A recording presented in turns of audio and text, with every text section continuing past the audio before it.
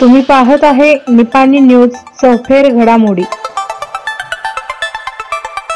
हिराबाई पाटील यांचं निधन। येथील ज्येष्ठ नागरिक श्रीमती हिराबाई महादेव पाटील सटवाण वय वर्ष 80 यांचे वृद्धापकाळाने दिनांक 14 रोजी निधन झाले। त्यांच्या पश्चात एक विवाहित मुलगा, मुलगी, सून, नातवंडे असा परिवार आहे। सोमवारी दिनांक 16 सकाळी 9 वाजता हंचनाळ येथे माती सावडण्याचा कार्यक्रम आहे।